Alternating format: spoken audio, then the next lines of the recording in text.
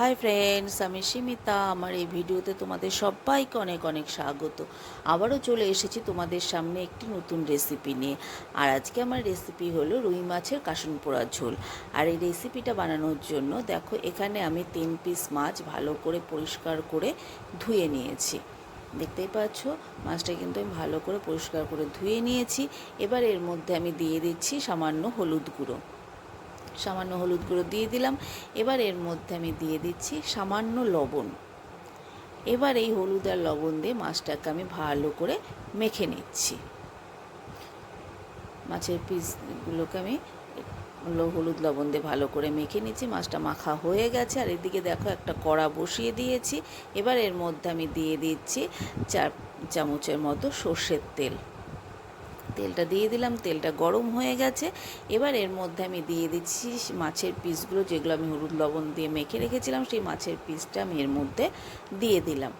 দিয়ে এবার এটাকে আমি ভালো করে ভেজে নেব।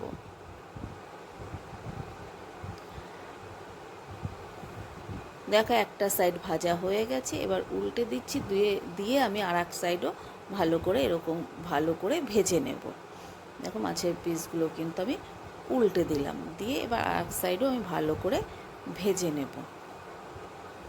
তো দেখো, মাছের পিসগুলো কিন্তু আমার খুব সুন্দর করে ভাজা হয়ে গেছে। দেখতেই পাচ্ছ, খুব সুন্দর কিন্তু ভাজা হয়ে গেছে। এবার এই পিসগুলোকে আমি তুলে নেব। দেখো, ভাজা হয়ে গেছে। এবার এই পিসগুলোকে আমি তুলে নিচ্ছি।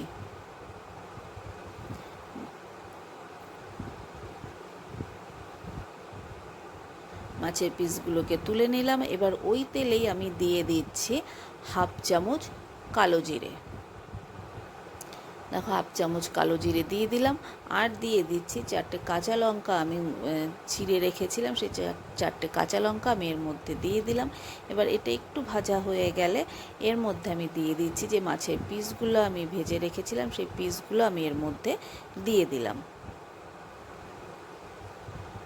মাছের পিসগুলো দিয়ে দিলাম। এবার আমি দিয়ে দেব সামান্য হলুদ গুঁড়ো। দেখো, এখানে আমি দিয়ে দিচ্ছি সামান্য হলুদ গুঁড়ো দিয়ে দিলাম। আর দেব স্বাদ মতন লবণ।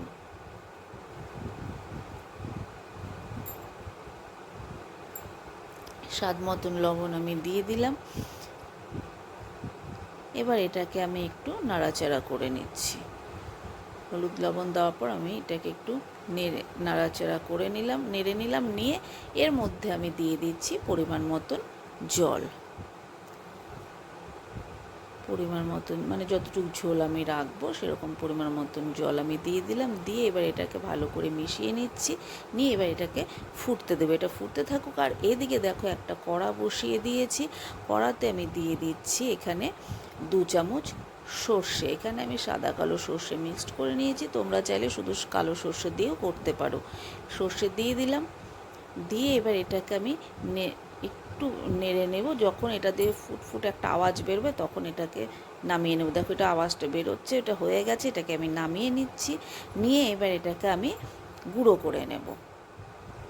তো দেখো, এই সর্ষেটা আমার কিন্তু সুন্দর গুঁড়ো করা হয়ে গেছে। দেখতেই পাচ্ছ, খুব সুন্দর কিন্তু গুঁড়ো করা হয়ে গেছে।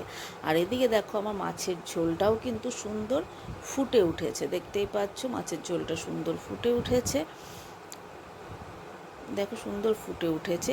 এবার এর মধ্যে আমি দিয়ে দিচ্ছি যে সর্ষেটা আমি গুঁড়ো করে রেখেছি, সেই সর্ষেটা আমি এর মধ্যে 2 চামচের মতন, ছোটো চামচের 2 চামচের মতন সর্ষে আমি এর মধ্যে দিয়ে দিলাম। ওই সর্ষের গুঁড়োটা আমি এর মধ্যে দিয়ে দিলাম। 2 চামচ, ছোটো চামচের 2 চামচ সর্ষের গুঁড়ো দিয়ে দিলাম। দিয়ে এবার এটাকে মিশিয়ে নিলাম। নিয়ে এবার এর মধ্যে আমি দিয়ে দিচ্ছি ধনেপাতা কুচি। দেখতেই পাচ্ছ, আমি কিছুটা ধনেপাতা কুচিয়ে রেখেছিলাম। সেই ধনেপাতাটা আমি এর মধ্যে দিয়ে দিলাম। দিয়ে এবার এটাকে ভালো করে একটু মিশিয়ে নেব। আমি এখন এটাকে একটু ভালো করে মিশিয়ে নিচ্ছি। নিয়ে এবার গ্যাসের ফ্লেমটা আমি অফ করে দিলাম। গ্যাসের ফ্লেমটা অফ করে দিয়ে আমি এটা চাপা ঢাকা দিয়ে 5 মিনিটের মতন রেখে দেব। দিয়ে সার্ভ করে নেব। তো দেখো ফাইনালি রেডি হয়ে গেছে আমার রুই মাছের কাসন পোড়া ঝোল। একঘেয়ে রুই মাছের ঝোল খেতে কিন্তু ভালো লাগে না, তাই এইভাবে একবার ট্রাই করে দেখো, ভীষণই ভালো লাগে খেতে। তো তোমাদের রেসিপিটা কেমন লাগলো অবশ্যই জানিও, আর রেসিপিটা যদি ভালো লেগে থাকে তাহলে একটা লাইক করে আমার পাশে থেকো। আর তোমাদের বলবো অবশ্যই একবার এটা বাড়িতে ট্রাই করে দেখো, এই রেসিপিটা ভীষণই ভালো হয় খেতে। চলো তাহলে আজকে এ পর্যন্তই, আবারও আসবো অন্য কোনো দিন অন্য কোনো রেসিপি নিয়ে। সবাই খুব ভালো থেকো, সুস্থ থেকো। আজকের মতন টাটা।